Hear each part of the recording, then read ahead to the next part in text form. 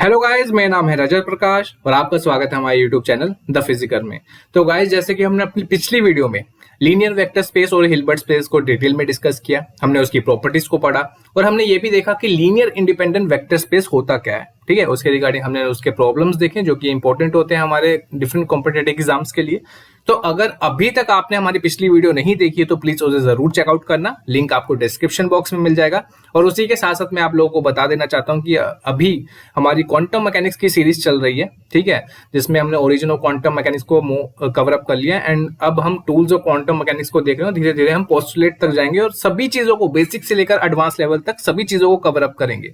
ठीक है, और उसी के साथ साथ हमारी पार्टिकल फिजिक्स की भी प्लेलिस्ट कंप्लीट हो चुकी है जिसमें हमने सभी चीजों को डिटेल में डिस्कस किया है, बेसिक से लेकर एडवांस लेवल तक सभी न्यूमेरिकल प्रॉब्लम्स को देखा जो कि डिफरेंट कॉम्पिटिटिव एग्जाम्स में पूछे गए हैं, चाहे वो जैम की बात की जाए या जस्ट या टीएफआर, बीएचयू, पीयू, डीयू या सीएसआर नेट, हर टाइप के एग्जामिनेशंस को हमने कवर अप किया है।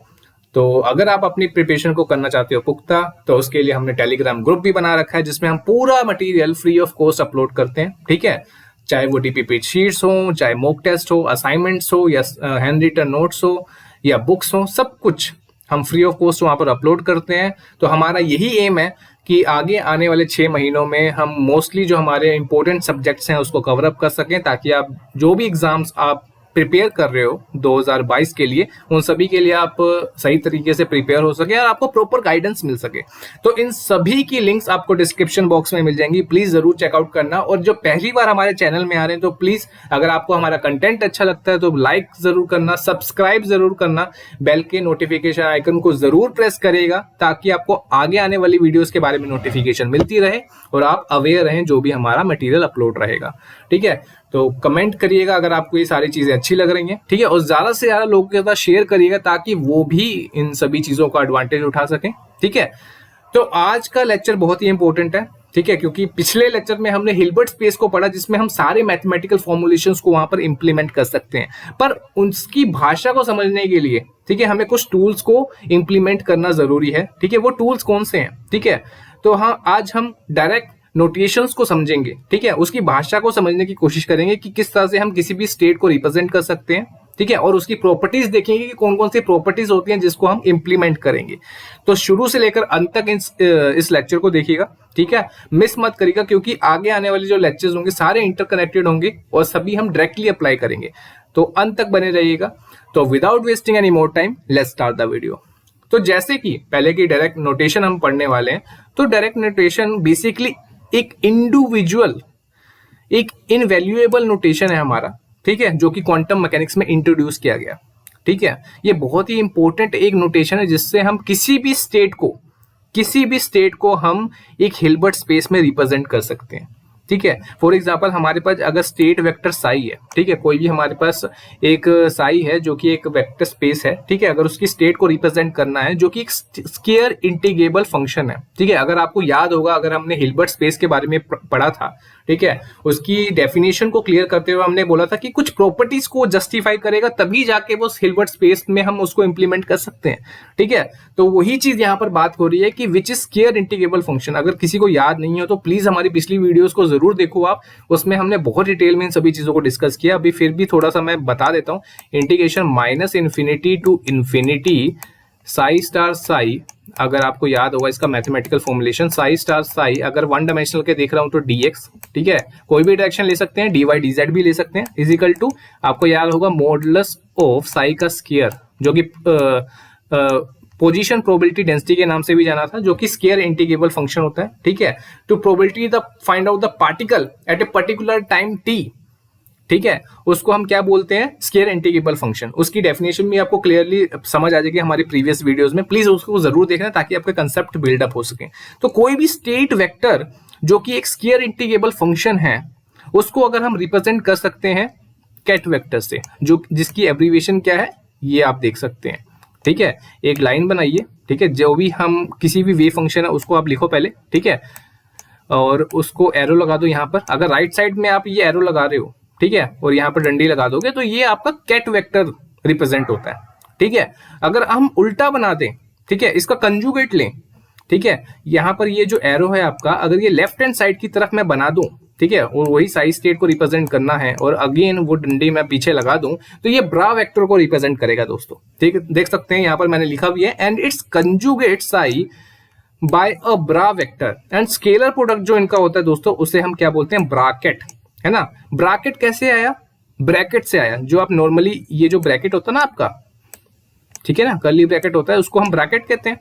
ठीक है, और यहाँ पर अगर हम क्वांटम मैकेनिक्स की बात करें, अगर हम हिल्बर्ट स्पेस की बात करें, तो वहां पर अगर हम जो किसी भी स्टेट को रिप्रेजेंट करते हैं तो हम ब्रैकेट की मदद से ही रिप्रेजेंट करते हैं। स्केलर प्रोडक्ट आपको पहले भी पता है, डॉट प्रोडक्ट की तरह ही हम लेते हैं। ठीक है, इंटीग्रेशन जो हम करते हैं। तो इन समरी अगर हम देखें कैट ब्रा होता क्या है, तो आप अगर किसी भी हमारा जो वेव फंक्शन है, कोई भी अगर आपका वेव फंक्शन है साई, ठीक है, अगर आपको उसको कैट की फॉर्म में रिप्रेजेंट करना है तो कुछ इस तरह से रिप्रेजेंट करेंगे। एरो आपका जो होगा, ये जो आप देख सकते हैं, वो राइट की तरफ रखेंगे और बाकी इसको क्लोज करेंगे यहाँ पर लेफ्ट की तरफ। ठीक है, अगर आपने ब्रा वेक्टर को रिप्रेजेंट करना है तो उस समय आपका जो वेव फंक्शन होगा उसके ऊपर आप कंजुगेट का साइन बना देंगे। ठीक है, ये स्टार जो होता है वो कंजुगेट को रिप्रेजेंट करता है, मतलब ऑपोजिट स्टेट को रिप्रेजेंट करता है। ठीक है, ब्रा मतलब लेफ्ट हैंड साइड वाला स्टेट, कैट मतलब राइट हैंड साइड वाला स्टेट। ठीक है, ब्रा की बात आएगी तो आपने जो वेव फंक्शन है आपने उसको किस तरह से रिप्रेजेंट करना, कंजुगेट की फॉर्म में। ठीक है, और जो आपका जो एरो का डायरेक्शन होगा वो लेफ्ट हैंड साइड की तरफ होगा। ओके, ये रिप्रेजेंटेशन आपको याद होनी चाहिए ताकि आपको कहीं पर भी कुछ पूछा जाए कि ब्रा स्टेट में आप रिप्रेजेंट करो किसी वेव फंक्शन को, कुछ इस तरह से रिप्रेजेंट करोगे। अगर कैट की बात होगी तो आप कुछ इस तरह से रिप्रेजेंट करोगे। Is it okay? ठीक है, तो आप देख सकते हैं ये स्केलर प्रोडक्ट किया हुआ है। आप देख सकते हो किस तरह से ये आप नॉर्मल जो जनरलाइज कोऑर्डिनेट्स होते हैं आपके, ठीक है, फिजिकल कोऑर्डिनेट्स जो आप 3 डायमेंशनल में देखते हैं, कुछ इस तरह से रिप्रेजेंट करते हैं। अगर आप हिल्बर्ट स्पेस में इसको देखोगे तो कुछ ब्रैकेट की फॉर्म में इस तरह से आप ये साई और फाई जो दो स्टेट्स हैं, आप कुछ इस तरह से इसको रिप्रेजेंट करोगे। ठीक है, तो इसका इंटर कन्वर्जन कुछ इस तरह से होता है। तो ये जो इनर प्रोडक्ट है, स्केलर प्रोडक्ट, आप देख सकते हो। ठीक है, ये जो हमारा स्केलर प्रोडक्ट है, आप देख सकते हो इंटीग्रेशन। जो पहले आपको क्या बताया गया कि जो पहली वाली टर्म है हमेशा इंटीग्रेशन की फॉर्म में अगर आप कर रहे हो सोल्व, ठीक है, इन द हिल्बर्ट स्पेस, तो हमेशा स्टार की फॉर्म में पहले शुरू करना है। ठीक है, साई ये जो है आप देख सकते हैं 5 स्टार, ठीक है, 5 है यहाँ पर, तो सबसे पहले 5 स्टार। ठीक है, यहाँ पर आर ओ टी इसका ये प्रोडक्ट ये इसका फंक्शन है, ठीक है, डिस्टेंस और टाइम का। और यहाँ पर साई, यहाँ पर आर टी, क्योंकि आप 3 डायमेंशनल की बात कर रहे हो तो डी क्यूब आर आएगा यहाँ पर। ठीक है, तो ये जस्ट आपको बताने के लिए, ये सारी चीजें हम पहले भी पढ़ चुके हैं, जस्ट आपको रिप्रेजेंटेशन बताने के लिए कि डायरेक्ट नोटेशन होता क्या है, कैट ब्रा बेसिकली किस तरह से लिखा जाता है, उस चीज के बारे में अभी हमने पढ़ा है। ठीक है, आगे और देखते हैं। ठीक है, तो जैसे कि मैंने बोला कि ब्रैकेट आया कैसे, जो नॉर्मली आपके स्क्वायर ब्रैकेट ये जो होता है, कर्ली ब्रैकेट होते हैं, सॉरी, उसी को तोड़ा गया जस्ट, है ना। आप देखोगे यहाँ पर एक मैंने लाइन बना दी है, और ये देखोगे लेफ्ट हैंड साइड में ये ब्रा है। सबसे पहले जो आता है शब्द क्या था, ब्रा। फिर जो दूसरा शब्द आता है वो आता है कैट। ठीक है, अगर आप इसी को हिल्बर्ट स्पेस में अगर आप किसी भी स्टेट को रिप्रेजेंट करोगे तो कुछ इस तरह से रिप्रेजेंट करोगे। बस इसी का ही ये वर्जन है जो कि हम हिल्बर्ट स्पेस में रिप्रेजेंट करेंगे किसी भी स्टेट को डिनोट करने के लिए। ठीक है, if a member belongs to a Hilbert space, that it can be represented by cat bra vector। ठीक है, आप देख सकते हो कैट को किस तरह से हमने रिप्रेजेंट किया है, वही चीज मैंने अगेन लिखी है। अगर ब्रा को रिप्रेजेंट करना है तो वेव फंक्शन के ऊपर कंजुगेट आ जाएगा, क्योंकि डिस्टेंस के ऊपर डिपेंड करता है, तो दैट्स वाई उसी तरह से आप उसके कैट ब्रा वेक्टर को रिप्रेजेंट करोगे। एक चीज याद रखना कि जो कैट वेक्टर होता है उसमें हम जो भी उसके जो आइगन वैल्यूज होंगे, ठीक है, जो भी उसके आइगन वैल्यूज होंगे उसको हम किसकी तरह से रिप्रेजेंट करेंगे, कॉलम वेक्टर की फॉर्म में रिप्रेजेंट करेंगे। हमेशा याद रखना कि हम अगर कैट वेक्टर की बात कर रहे हैं तो उस केस में जो भी आपके आइगन वैल्यूज होंगी, ये C1 C2 C3 जो भी आपकी वैल्यूज आएंगी, ठीक है, यहाँ पर कांस्टेंट है, कोई भी वैल्यू हो सकती है, इसको हम कॉलम वेक्टर की फॉर्म में रिप्रेजेंट करेंगे। और अगर आप ब्रा वेक्टर की बात करेंगे, जो कि आप देख सकते हैं इसका रिप्रेजेंटेशन, तो उस केस में हम रो वेक्टर की फॉर्म में इसको रिप्रेजेंट करेंगे। और आप देख सकते हो कि इसका जो साइन भी कंजुगेट वाला है, क्योंकि हमने बात ही वही की है ना। ब्रा वेक्टर में हमेशा इसका नोटेशन तो एक लेफ्ट हैंड साइड की तरफ एरो होता है, और दूसरी बात है जो वेव फंक्शन होता है, जो भी इसके आइगन वैल्यूज होंगी वो कंजुगेट की फॉर्म में होंगी। ठीक है, हमेशा याद रखना ब्रा वेक्टर में एक तो कंजुगेट होगा और दूसरा ये रो वेक्टर की फॉर्म में रिप्रेजेंट होता है। कैट के फॉर्म में याद रखना सिंपल होते हैं, जस्ट ये कॉलम वेक्टर की फॉर्म में रिप्रेजेंट होते हैं। Is it clear? बहुत ही सिंपल है, जस्ट ये सारी बेसिक चीजें हैं जो कि आपको आगे जाके इंप्लीमेंट करनी है। ओके, चलिए आगे मूव करते हैं। जैसे कि आप देख सकते हैं हमारे पास स्केलर प्रोडक्ट है हमारा, ठीक है, लीनियर इंडिपेंडेंट जो कहते हैं वेक्टर स्पेसिस है हमारे, इसकी कॉम्बिनेशन है हमारे पास। जो भी हमारे वेक्टर स्पेसिस है उनका लीनियर कॉम्बिनेशन करके किसी भी स्टेट को हमने रिप्रेजेंट किया हुआ है। तो हमारे पास 2 स्टेट्स हैं, ठीक है, एक C1 स्केलर प्रोडक्ट है, स्केलर हमारे पास फंक्शन जिसको हमने प्रोडक्ट किया किसी स्टेट के साथ psi1, ठीक है, सॉरी phi1, और ये C2 ये दूसरा हमारा स्केलर है जिसका प्रोडक्ट किया हमने psi2 के साथ, ठीक है। तो आप देख सकते हैं ये कैट वेक्टर को रिप्रेजेंट कर रहा है इन दोनों का लीनियर कॉम्बिनेशन। ओके, अगर हम ब्रा वेक्टर की बात करें तो यही जो हमारा C1 है दोस्तों, कोफिशिएंट जो है ये आप देख सकते हो स्टार की फॉर्म में, कंजुगेट की फॉर्म में रिप्रेजेंट किया है, ठीक है। नोटेशन चेंज हो गया ब्रा वेक्टर में, तो ये देख सकते हैं ये कैट में था तो कैट वाला की फॉर्म में रहेगा। अब ब्रा वेक्टर है तो ब्रा वेक्टर की फॉर्म में ही आगे आपको लीनियर कॉम्बिनेशंस बनाना है उसी की तरह से, ठीक है। तो ये सारी बेसिक चीजें जस्ट आपको पता होनी चाहिए किस तरह से हम किसी भी लीनियर कॉम्बिनेशन को किसी भी स्टेट के फॉर्म में रिप्रेजेंट कर सकते हैं। अगर कैट की फॉर्म में पूछा तो कैट की तरह रिप्रेजेंट करो, अगर ब्रा वेक्टर की फॉर्म में पूछा तो ब्रा वेक्टर की फॉर्म में रिप्रेजेंट करो। ओके, याद रखना हमेशा कि अगर आपके पास कैट वेक्टर हो, अगर आपके पास कैट वेक्टर प्रेजेंट होगा किसी हिल्बर्ट स्पेस में तो वहां पर ब्रा वेक्टर भी प्रेजेंट होगा, ठीक है। मतलब ड्यूअल स्पेस एग्जिस्ट करता है उस केस में, ठीक है। जैसे डी ब्रोगली वेव में हमने पढ़ा है कि अगर पार्टिकल मूव करता है तो उसके साथ एक वेव भी एसोसिएट होती है, उसी के साथ साथ अगर आपके हिल्बर्ट स्पेस में कैट वेक्टर प्रेजेंट है तो ब्रा वेक्टर भी जरूर प्रेजेंट होगा। Is it clear to you? बहुत ही इंपॉर्टेंट पॉइंट है दोस्तों। ओके, चलो आगे बढ़ते हैं।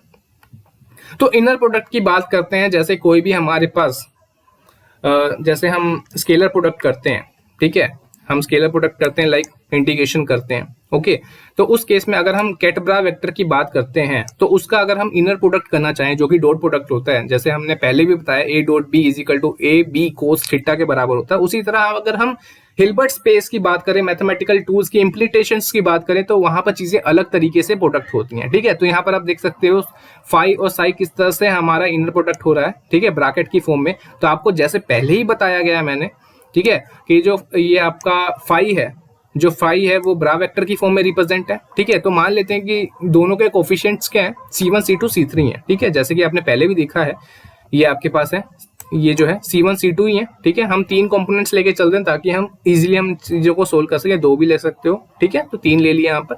तो C1 C2 C3 आपके हो गए कोफिशिएंट्स दोनों के, ठीक है। अगर आप ब्रा वेक्टर की फॉर्म में रिप्रेजेंट करोगे, ब्रा वेक्टर में आपको पता है रो की फॉर्म में इसको रिप्रेजेंट करते हैं, रो वेक्टर की फॉर्म में, और उसके ऊपर क्या आ जाता है, कंजुगेट का साइन आ जाता है ना। Is it clear? और अगर हम कैट वेक्टर की बात करते हैं तो उस केस में हमारा कॉलम वेक्टर की फॉर्म में ये रिप्रेजेंट करते हैं और कोई भी साइन नहीं आता, जस्ट नॉर्मल रहता है। तो इनर प्रोडक्ट क्या है, जस्ट आपको प्रोडक्ट करना आता ही है, ठीक है ना। C1 के साथ जाएगा, C1 star C1 plus C2 star C2, C3 star C3, ठीक है। और इन सभी का जो सम होगा वो कुछ स्केलर फंक्शन ही होगा। जैसे कि मैंने बोला ही है कि ये स्केलर प्रोडक्ट ही तो है ना। C1 जो है कोफिशिएंट है वो स्केलर प्रोडक्ट ही तो है किसी स्टेट के साथ, जो हम पहले भी पढ़ चुके हैं इसकी डेफिनेशन में। अगर आपने पिछला वीडियो देखा होगा उसमें हमने सबसे पहले हमने वेक्टर स्पेस को पढ़ा, फिर हमने लीनियर वेक्टर स्पेस को पढ़ा, फिर जाके हमने हिल्बर्ट स्पेस को देखा, फिर उसके बाद हमने देखा कि लीनियर इंडिपेंडेंट वेक्टर स्पेस क्या होता है, ठीक है। तो हमने सभी चीजों को डिटेल में पढ़ा है गाइस, तो प्लीज पीछे से सारी सीरीज को फॉलो करो, आपके सारे कंसेप्ट्स क्लियर आउट हो जाएंगे, ठीक है। तो इन सभी का प्लस भी करोगे, एडिशन भी करोगे तो कुछ आपको स्केलर फंक्शन ही मिलेगा, क्योंकि स्केलर प्रोडक्ट ही तो हो रहा है ना। Is it clear? चलिए आगे बढ़ते हैं। तो अभी तक हमने देख लिया कि डायरेक्ट नोटेशंस क्या होती हैं। नोटेशंस में हमने कैट ब्रा को देखा, उसके ओरिजिन को देखा, किस तरह से हम स्टेट्स में इंप्लीमेंट करते हैं, और उन सभी चीजों को भी डिटेल में डिस्कस कर लिया, ठीक है। अब देखते हैं कौन कौन सी प्रॉपर्टीज हैं जो कैट ब्रा या ब्रैकेट कॉम्बिनेशन में फॉलो करती हैं, ठीक है। तो कुछ प्रॉपर्टीज हैं जो आपको फर्दर काम आएंगी किसी भी स्पेस को सोल्व करने के लिए, ठीक है। तो सबसे पहली प्रॉपर्टी क्या है कि आपका जो कैट वेक्टर है अगर वो कंजुगेट है, ठीक है, तो उसको आप ब्रा वेक्टर की फॉर्म में रिप्रेजेंट कर सकते हो। ऑब्वियस सी बात है कि कैट का उल्टा क्या होगा, ब्रा वेक्टर ही तो होगा, है ना। तो यही चीज यहाँ पर है, कैट का कंजुगेट किया है यहाँ पर, तो यहाँ पर आपके पास ब्रा वेक्टर आ गया, ठीक है। उसी की तरह आप देख सकते हो कि अब यहाँ पर आपके पास एक कांस्टेंट है, ए है, ठीक है, उसको मल्टीप्लाई किया है किसी कैट वेक्टर के साथ और उसका कंजुगेट किया वो ओवरऑल, है ना। तो आपको पता है कंजुगेट करने के बाद क्या होगा, उल्टा हो जाएगा, ठीक है। तो ए तो कांस्टेंट है, वो तो उसके ऊपर ए कंजुगेट आ जाएगा, और यहाँ पर क्या है, कैट साई यहाँ पर, है ना। तो ये ब्रा वेक्टर की फॉर्म में आ जाएगा, ब्रा फाई आ जाएगा। Is it clear?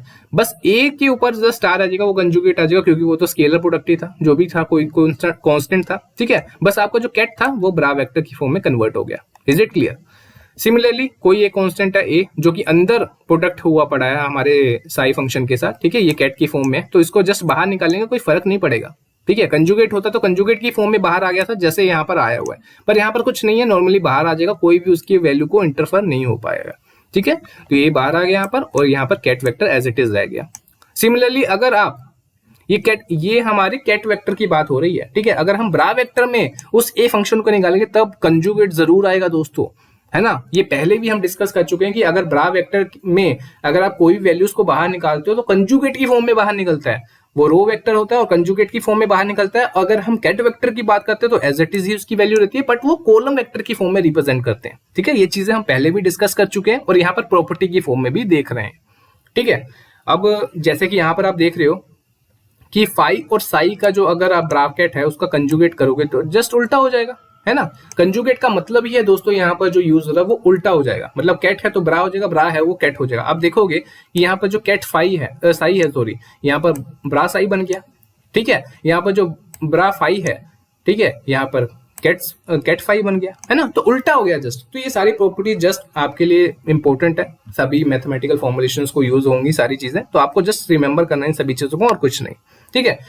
सिमिलरली आपने अगर ये आपके पास इक्वेशन गिवन हो, ठीक है, इक्वेशन क्या है, बस नॉर्मल एक प्रोडक्ट ही है, ठीक है। A1 phi1 plus A2 phi2 ये ब्रा की फॉर्म में गिवन है आपको, ठीक है, और ये B1 psi1 plus B2 psi2 ये कैट की फॉर्म में गिवन है, ठीक है। अब इसको खोलना है, ठीक है। सबसे पहले आपको क्या करना है, इस वाली टर्म को इससे करना है ना, फिर इस वाली टर्म को लास्ट वाली टर्म से करना है, मतलब सभी को बारी बारी प्रोडक्ट करना है। आपको पता है कांस्टेंट है तो बाहर ही निकल जाएगा, पर सबसे इंपॉर्टेंट बात यहाँ पर थोड़ा क्लियर कर देता हूँ ताकि होच पोच हो गया काफी, है ना।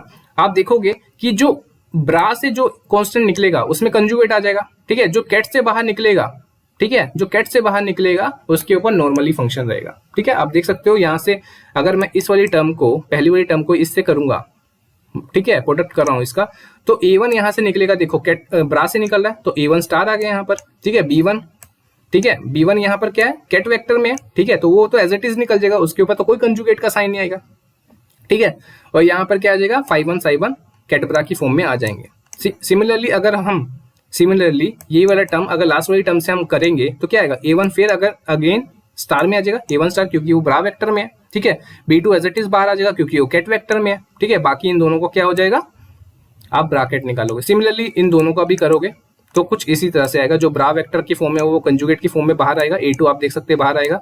सिमिलरली यहाँ पर भी इस केस में भी A2 स्टार ही बाहर आया, B2 एज इट इज रहा, बाकी सारा कुछ सेम रहेगा। अगर आपने इनर प्रोडक्ट करना है दोस्तों, जस्ट आपको याद रखना है एडिशन की फॉर्म में भी हो तो ब्रा वेक्टर से जो निकलेगा उसके ऊपर कंजुगेट की फॉर्म में निकलेगा, जो नॉर्मल आपके कैट वेक्टर में रहेगा वो एज इट इज बाहर निकल जाएगा कांस्टेंट, ठीक है। जो ये वाली प्रॉपर्टीज, ये दोनों प्रॉपर्टीज को सेटिस्फाई करते हुए हमने इस क्वेश्चन को सोल्व करने की कोशिश की है, एक्सपेंड किया है बेसिकली, ठीक है, कोई बड़ी बात नहीं है। Is it clear? चलिए आगे बढ़ते हैं। तो कुछ और प्रॉपर्टीज है कि अगर आपका कैट साई अगर नॉर्मलाइज है, अगर कैट साई आपका नॉर्मलाइज है, इसका मतलब क्या है, जो ब्रा वेक्टर कैट ब्रा वेक्टर है आपका, ठीक है, कैट ब्रा वेक्टर जो आपका साई है वो 1 के बराबर है। नॉर्मलाइजेशन कंडीशन आपको याद होगी दोस्तों, अगर आपको पता होगा आप इंटीग्रेशन भी सोल्व करोगे, है ना, नॉर्मलाइजेशन कंडीशन की -∞ to infinity psi star psi, ये रिप्रेजेंटेशन है दोस्तों, आपको याद रखना है। देखो सबसे पहले हमने ब्रा वेक्टर को यहाँ पर लिखा तो कंजुगेट की फॉर्म में लिखा, फिर साई, ठीक है, अगर 1 डायमेंशनल तो dx is must be equal to 1, ठीक है। इसका मतलब क्या था, the probability to find out the particle all over the space must be equal to 1। Normalisation condition यही थी, ठीक है। कोई भी स्टेट अगर आपकी नॉर्मलाइज है तो उस केस में तो आप इस तरह से उस चीज को लिख सकते हो, है ना, साई का ket bra vector is equal to 1 के बराबर होगा। Is it clear? ठीक है। अगर कोई भी square integrable function, next property को हम देख रहे हैं, कोई भी अगर स्केयर इंटीग्रेबल फंक्शन है, अगर हम उसको नॉर्मलाइज करना चाहते हैं, ठीक है, कोई भी अगर स्केयर इंटीग्रेबल फंक्शन है अगर हम उसको नॉर्मलाइज करना चाहते हैं तो जस्ट अगर हम उसको नॉर्म से डिवाइड करते हैं, उसके नॉर्म से उसको अगर हम डिवाइड करते हैं तो वो हमारी स्केयर इंटीग्रेबल फंक्शन किस में कन्वर्ट हो जाएगी, नॉर्मलाइज हो जाएगी वो, ठीक है। तो नॉर्म क्या होता है दोस्तों, हमेशा याद रखना कि अगर जो आपने नॉर्मलाइज किया था, ठीक है, ये वाली जो नॉर्मलाइज टर्म थी, अगर आप उसका अंडर रूट कर देते हैं तो वो आपका नॉर्म कहलाता है दोस्तों। क्या बोलते हैं उसको, नॉर्म बोलते हैं, ठीक है। हमेशा जो नॉर्मलाइजेशन होती है आपकी, अगर आप उसके ऊपर अंडर रूट लगा देते हो तो वो आपकी जो वैल्यू आएगी वो क्या होगी, नॉर्म की वैल्यू होगी। अगर आप उसको डिवाइड कर दोगे, ठीक है, आपके स्केयर इंटीग्रेबल फंक्शन से, तो वो नॉर्मलाइज हो जाएगा। Is it clear? तो ये प्रॉपर्टी हमेशा याद रखना। और ये जो नॉर्म की वैल्यू आएगी दोस्तों वो हमेशा पॉजिटिव आएगी, फाइनाइट वैल्यू तो होगी पर पॉजिटिव होगी, ठीक है, नेगेटिव कभी नहीं आएगी। Is it clear? तो ये चीज आपको ध्यान रखनी है। कोई भी आपको स्केलर इंटीग्रल फंक्शन को अगर आपने नॉर्मलाइज करना है, जस्ट उसके नॉर्म से डिवाइड कर दो। नॉर्म का फॉर्मूला क्या होता है? अंडर रूट ऑफ नॉर्मलाइज, ठीक है। तो बस ये करके आपने डिवाइड कर देना, आपका स्केलर इंटीग्रल फंक्शन नॉर्मलाइज हो जाएगा। चलिए आगे बढ़ते हैं। अब ये जो टर्म्स हैं सवाश इक्वालिटी या ट्रायंगल इक्वालिटी, इनइक्वालिटी सॉरी, ठीक है, तो ये बहुत ही इंपॉर्टेंट टर्म है, डायरेक्टली यूज हो जाती हैं मल्टीपल चॉइस क्वेश्चन में। जस्ट आपको पूछते हैं कि स्वाश इनइक्वालिटी क्या होती है, ट्रायंगुलर इनइक्वालिटी क्या होती है, तो आपको ये टर्म पता होना चाहिए, कंडीशन क्या है, ठीक है। हम इसके मैथमेटिकल फॉर्मुलेशन पूरी डेरिवेशन में नहीं जाएंगे क्योंकि उसका कोई यूज नहीं हमारे इस सिलेबस में, ठीक है। जस्ट आपको पता होना चाहिए कि स्वाश इनइक्वालिटी होती क्या है, ठीक है। तो कैट बड़ा वेक्टर आपका साई फाई का मोड का square must be less than equal to psi का नॉर्मलाइजेशन और फाई का नॉर्मलाइजेशन का प्रोडक्ट, ठीक है, इसके बराबर होना चाहिए। बेसिकली ये जो टर्म है हमारा इस फॉर्मूले से ड्राइव हुआ है, ठीक है। ए बी का डॉट प्रोडक्ट है जो कि इनर प्रोडक्ट है, mod is less than equal to A mod का स्क्वायर और बी मोड का स्क्वायर, ठीक है। तो आप ये देख सकते हैं इस मैथमेटिकल फॉर्मुलेशन से ही हमारा ये जो सवाश इनइक्वालिटी ड्राइव हुआ है। तो ये डायरेक्टली पूछ लिया जाता है, ठीक है, मल्टीपल चॉइस क्वेश्चन में डिफरेंट ऑप्शन दिया होगा कि कौन सी इक्वेशन हमारी सवाश इनइक्वालिटी है, तो आपको ये याद होना चाहिए, ठीक है, इसमें कोई बड़ी चीज नहीं है। ट्रायंगल इनइक्वालिटी के बारे में पूछ लिया जाए दोस्तों, एक प्रॉपर्टी की फॉर्म में अगर आपने यूज करना हो तो आपको जस्ट पता होना चाहिए कि कैडब्रा वेक्टर हमारा जो साई प्लस फाई का है उसका अंडर रूट करेंगे तो हम कुछ इस तरह से उसको लिख सकते हैं, ठीक है। आपको जस्ट ये पता होना चाहिए। इसको प्रॉपर्टी की फॉर्म में भी यूज कर सकते हैं बेसिकली, एंड इसको डायरेक्ट क्वेश्चन के फॉर्म में भी पूछा गया है, बीआरसी और गेट में डायरेक्टली पूछा भी गया कई बार, तो आपको जस्ट पता होना चाहिए कि किस तरह से इसको ओपन करना है, ओके, ठीक है। तो ये डिफरेंट अपने ये जो नॉर्मलाइज कंडीशन में साई और फाई एडिशन की फॉर्म में अंडर रूट ऊपर लगा हुआ है, जस्ट इस तरह से इसको एक्सपेंड कर देना है, ठीक है। तो ये आपको डेफिनेशन क्लियर होनी चाहिए। Is it clear? चलिए आगे बढ़ते हैं। तो ये कुछ प्रॉपर्टीज हैं जैसे कि हमने अपनी बहुत पिछली वीडियो में पढ़ा था, ठीक है, जब हम नॉर्मलाइज कंडीशन, ऑर्थोगोनैलिटी, नॉर्मलिटी हमने पढ़ा था, ठीक है। तो उस केस में भी हमने देखा था, आपको पता है कि ऑर्थोगोनल क्या होता है दोस्तों, अगर दो डिफरेंट स्टेट्स को अगर हम उसका इनर प्रोडक्ट कर रहे होते हैं तो उस केस में जो उसका जो रिजल्टेंट रहता है वो 0 के बराबर होता है। नॉर्मलिटी कंडीशन में आपको पता है, नॉर्मलाइजेशन कंडीशन अभी पढ़ा हमने, ठीक है, कि दोनों सेम ही वेव फंक्शन का इनर प्रोडक्ट करें, ठीक है। इनर प्रोडक्ट मतलब कैडबरा vector in the Hilbert space is must be equal to 1 के बराबर, ठीक है। ऑर्थो नॉर्मल कंडीशन का मतलब क्या होता है दोस्तों, ये जो हमारी आप देख सकते हैं इसको क्या बोलते हैं हम, क्रोनिकल डेल्टा फंक्शन। ये सारी चीजें हमने पहले डिस्कस की हुई हैं, जस्ट आपको रिमाइंड दिला रहा हूँ। तो ये क्रोनिकल डेल्टा फंक्शन होता है दोस्तों, ठीक है, ये डेल्टा है और ये आई जी आपका इंडेक्स है, ठीक है। अगर ये इंडाइसेस सेम होंगी मतलब आई इज इक्वल टू जे के बराबर होगा तो उस केस में क्या होगा दोस्तों, ये दोनों same state same wave function को रिप्रेजेंट करेगा, तो ये नॉर्मलिटी की कंडीशन को सेटिस्फाई करेगा। अगर आई और जे की वैल्यू डिफरेंट होगी दोस्तों, मतलब I is not equal to जे, उस केस में ये क्या होगा, ऑर्थोगोनल हो जाएगा, जैसे कि आप ऊपर वाले केस में देख रहे हैं, है ना। तो वो आपके 0 के बराबर हो जाएगा। तो ये ऑर्थो नॉर्मल कंडीशन बेसिकली हमेशा हर केस में लगाया जाता है। हमेशा याद रखना, हिल्बर्ट स्पेस में कोई भी चीज को इंप्लीमेंट करना तो हमेशा हम कोशिश करते हैं कि वो ऑर्थो नॉर्मल बेसिस हो, स्केलर इंटीग्रेबल फंक्शन हो, प्रोबेबिलिटी डेंसिटी को फॉलो कर रहा हो, ठीक है। तो ये सारी चीजें हम इसलिए इंप्लीमेंट करते हैं ताकि हम लोकलाइज कर सकें अपनी पार्टिकल को, उसकी स्टेट को डिफाइन कर सकें। तो ये सारी कंडीशंस को इंप्लीमेंट करना बहुत जरूरी होता है, इन सभी चीजों को समझना बहुत जरूरी होगा, क्योंकि जब हम पोस्टुलेट्स पढ़ेंगे तब आपको समझ आएगा कि इन चीजों का क्या इंपॉर्टेंस है। ओके, चलिए आगे मूव करते हैं। तो लास्ट जो हमारे प्रॉपर्टीज हैं कुछ, ठीक है, तो स्केलर प्रोडक्ट या इनर प्रोडक्ट कहें, स्केलर प्रोडक्ट इनर प्रोडक्ट एक ही चीज होती है जो कि हम पहले भी यूज कर चुके हैं।